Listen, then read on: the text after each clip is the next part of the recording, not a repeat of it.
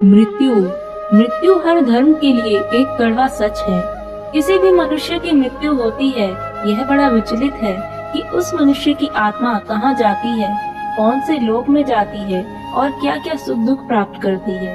ऐसी ही बहुत सारी वीडियोस आपने YouTube पर देखी होंगी। यह वीडियो देखने के बाद कोई भी वीडियो शेष नहीं रह जाएगी। मैं आपको बताऊंगी क्या होता है मृत्यु के बाद मनुष्य के साथ। सबसे पहले एक पापी इंसान के शरीर से आत्मा को निकाला जाता है। यह बहुत दर्दनीय होता है। इस समय मनुष्य का अपने शरीर से आत्मा खो जाता है।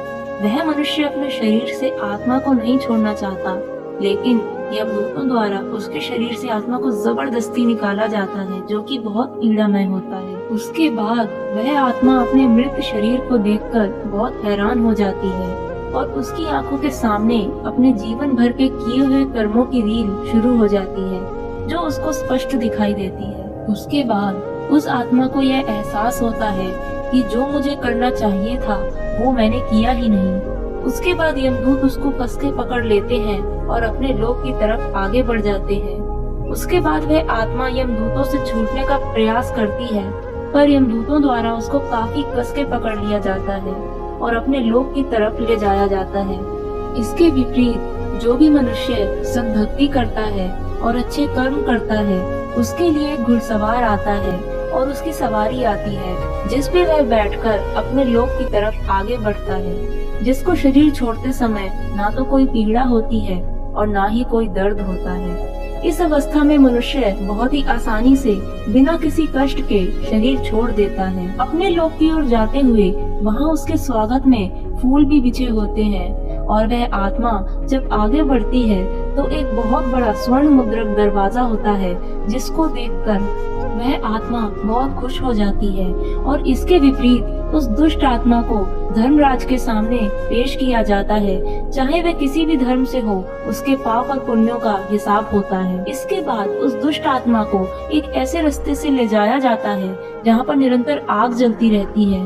बड़ी बड़ी ज्वालामुखी हमेशा जलती रहती है और वहाँ रास्ते में लोगों को दर्दनाक सजाएं दी जा रही होती है, जिसको देखकर वह पापी आत्मा बहुत भयभीत हो जाती है।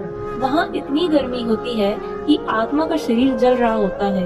यह सब देखकर वह आत्मा पीछे की ओर भागती है, पर यमदूतों द्वारा उसको भालों से मारा जाता है और आगे की ओर बढ़ाया जाता है। वहाँ पर एक ऐसी ज्वालामुखी है जिससे निरंतर आग निकलती है और वहाँ पर एक बहुत बड़ी आग की नदी भी है। इसके बाद यमदूतों द्वारा उस आत्मा को उसके पापों के अनुसार अलग अलग सजाएं दी जाती हैं, जैसे कि गर्म तेल के कढ़ाई में डाला जाता है और भयानक जीव आत्मा को नोचते खाते हैं। आत्मा को दर्द पीड़ा उतनी ही होती है जितनी पृथ्वी लोक पर शरीर में होती है, लेकिन उसकी पीड़ा का कोई अंत नहीं होता।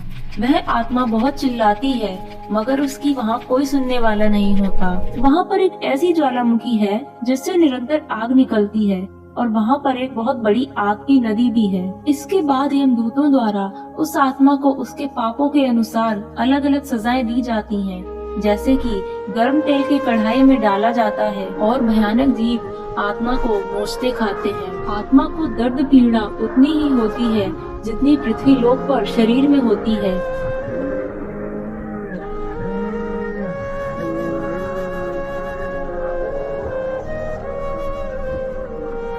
और इसके विपरीत एक अच्छी आत्मा एक ऐसे रास्ते से जाती है जो फूलों से बना हुआ होता है और जहाँ एक बहुत भव्य दरवाजा होता है। और इसके बाद वहाँ उसको अपने परमात्मा के दर्शन होते हैं और वह आत्मा वहीं पर पृथ्वी लोक पर किए गए कर्मों और रिश्तों संबंधों को भूल जाती है और अपने परमात्मा की ओर बढ़ जाती है और अपने परमात्मा में खो जाती है। इसके बाद वह आत्मा अपने निज स्थान पर पहुंच जाती है और अपने बड़े बड़े महलों को देखकर बहुत आनंद मनाती है। वहाँ पर किसी भी चीज की कोई कमी नहीं होती और वहाँ कोई भी काम करने की भी आवश्यकता नहीं होती है। वहाँ पर दूध की नदियाँ हमेशा बहती रहती हैं और वहाँ पर ऐसे पेड़ होते हैं जिसमें से फल तोड़ने पर तुरंत दूसरा फल आ जाता है। वहाँ किसी चीज की कोई कमी नहीं है। वहाँ पर ऐसा भोजन प्राप्त होता है जो किसी भी लोक में प्राप्त होना संभव नहीं। और वहाँ एक ऐसा वृक्ष भी है जो कि एक ऐसी एनर्जी देता है जो कि बहुत भव्य होती है। इसका नाम अक्षय वृक्ष होता है। इसके विपरीत वह दुष्ट आत्मा सभी पापों को भोग कर धर्मराज के पास जा रही होती है और इसी बीच अच्छी आत्माएं साइड में खाना खा रही होती हैं। वह दुष्ट आत्मा भूखी प्यासी होती है, लेकिन उसको कुछ भी प्राप्त नहीं होता है और यमराज द्वारा उसके किए हुए कर्मों के आधार पर उसको